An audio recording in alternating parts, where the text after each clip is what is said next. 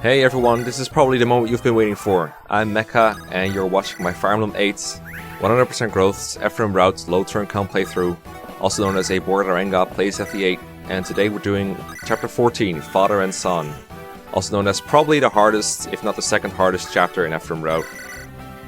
So you're in for a treat because this is one of my favorite chapters in the run, maybe my favorite. I have a love-hate relationship with it because it was really hard and really annoying, and at times it really frustrated me. But it's also a pretty cool puzzle, so I can't be too mad at it. But it is pretty annoying. So for most players, there's two parts of this chapter that are really hard. The first one is recruiting Ranak, the rogue that will appear in the upper right. Getting the Rachel to him before he runs away is pretty hard if you're going not as fast. For me, the difficulty is the opposite. I can't get to Ranak fast enough before I want to seize. So it's like the opposite problem. The other difficult part is just completing the chapter for most people because of all the status stabs and other hard things that this chapter throws at you. For me, the status stabs are just a matter of getting dodges, using pure waters and barriers. It's not the biggest obstacle there is, but it is pretty annoying to rig an enemy phase and not getting hit by any, because I don't have time to use a restore staff on anyone. What is hard for me is actually getting the lowest turn count. The first run I did, I got a 5 turn. I thought that was the best I could do.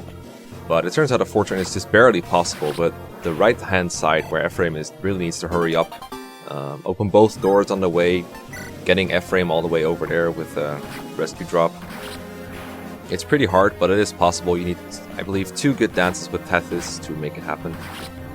But then the harder part was actually getting to Ranak in time in 4 turns, funnily enough.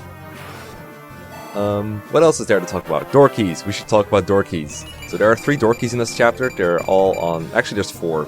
3 of them are on the knights. There's 3 formations of knights, with the door key being dropped by the middle one every time. And then the 4th one is on a shaman in front of the throne room. So every door has a door key.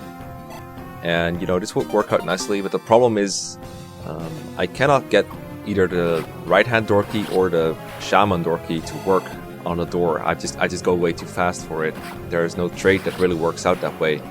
And I can't use the door key that's being dropped by the knight in front of the chest room either, because I need to use that one to open the chest room to get to the hammer and chest, which is really important because I needed to repair warp in order to use it more than 5 times in the entire run. So that one is out. And this is when I really wish that I had a chapter 3 door key or a chapter 9 door key just to open the damn door.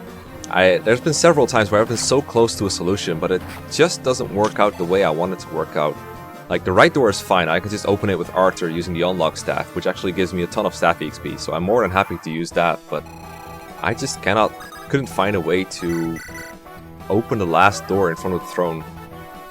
At one point I had a cool clear lined up where the left-hand group would get the door key from the shaman or use their own door key somehow on the door, but the movement never worked out.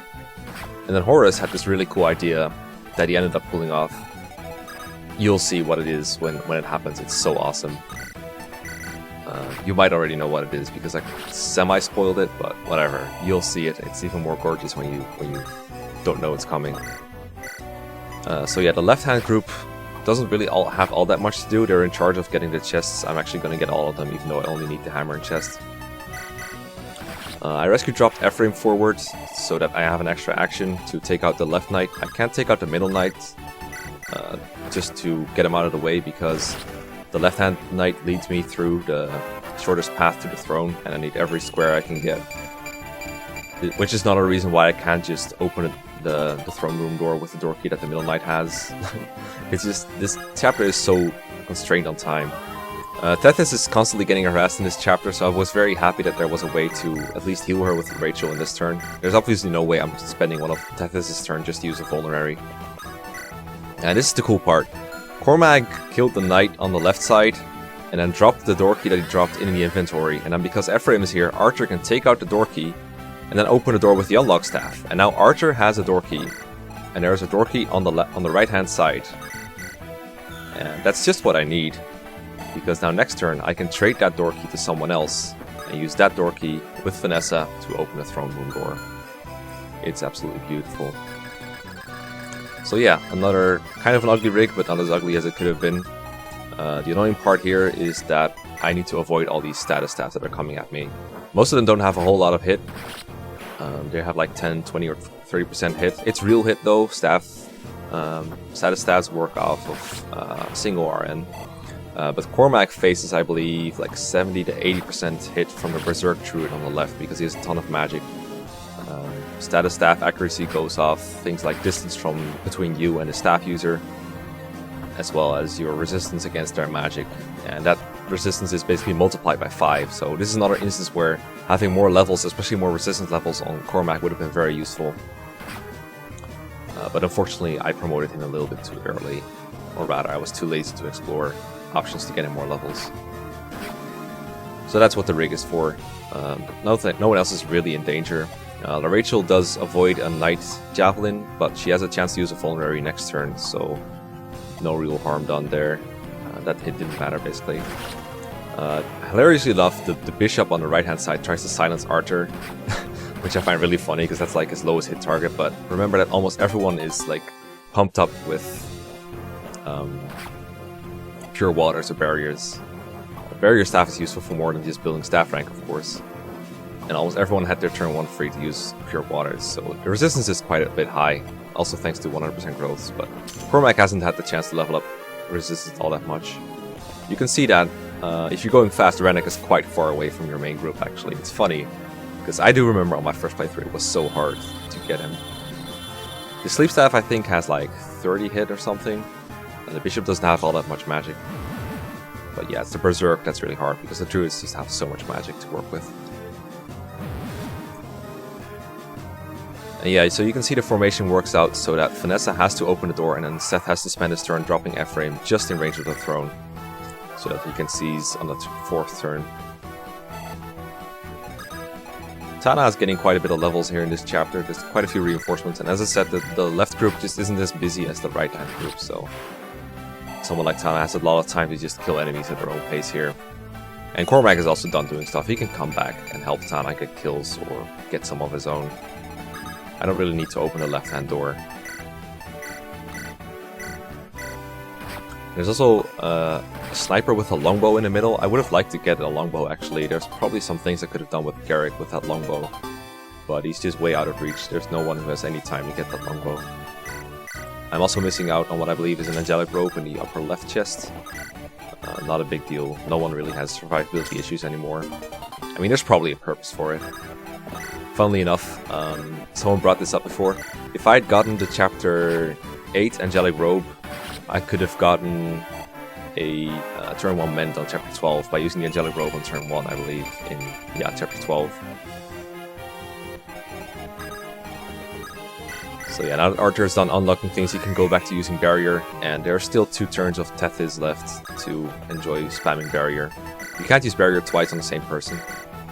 The reason I'm trading away weapons from Archer is because I also need to rig the next enemy phase. But if I have to, if someone's inventory is full and they kill an enemy with a droppable weapon, then I have to press A and down somewhere on during the enemy phase, and that's pretty annoying when you're using the enemy phase script. So that's why I'm sometimes making weird trades. This was a pretty annoying enemy phase because Tethys this time, I cannot really avoid her taking that many hits, so she has to dodge, I believe, a Luna Shaman or a Steel Lance Soldier, something like that. Either way, she has to survive. In fact, she might already be at low HP, we'll see. But there wasn't really much I could do to avoid it. Ephraim is totally fine in this position. In fact, this is the level that Ephraim had to be trained for, because he had to see some combat early on in the chapter. He had barely enough strength to one-round all the things he needed to. Oh yeah, so Tethys is at 2 HP, so she has to dodge both the Soldier and the Shaman. The Shaman has like 10 or 20 hit, the Soldier has like 30, I think. This Myrmidon is borderline doubling Rachel. She didn't for me. But she can die to him if he crits because he has a killing edge, so it is kind of risky, but her chances of surviving are better than her chances of not surviving. Overall, still a pretty annoying enemy phase though, because I also have to dodge Berserk twice with Seth. Seth gets hit, then the other guy goes for Vanessa, but I can't really afford either of them to get hit. It's funny how they made Rachel unable to use Restore at base level. Kind of unfortunate. I love how this Bishop keeps going for Archer. I'm pretty sure he has 0 hit at this point because he's so far away. And the other Bishop actually suicides on Vanessa, which Happy for Horus too, because this is basically a copy of his clear. And now I have a sleep staff, which is really nice, because it's a B level staff, and it gives, I believe, more staff experience than Barrier. Pretty sure it gives 5, which makes building staff rank even better. And it actually helps me in the next chapter, the fact that I can put enemies to sleep. So throne reinforcements that don't really matter, and a rig to kill V-Guard. This is like the worst boss ever, by the way. He has like insane defense. He has crit on almost anyone in vanilla. Not on me, because all my guys have like a million luck and I can just crit him instead. But oh my god, this guy is a pain in the butt for casual play. But, you know, Seth has done harder things. Having the heavy spear helps a lot, of course.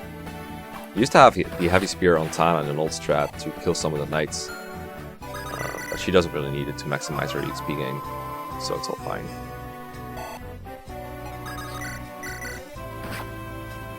Garrick was pretty useful in this chapter, to be honest, getting some ranged chip in and getting the chest at the end, but you can probably see why he isn't like main squad level.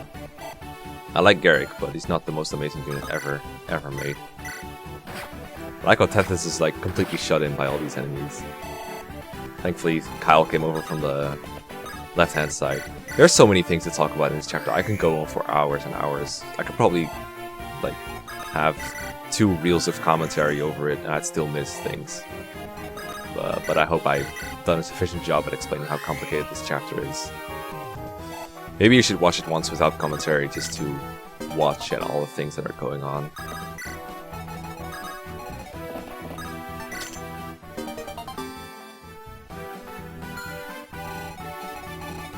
Oh yeah, so we're recruiting Rennek, but I actually just want this guy to be gone because he frustrated me so much.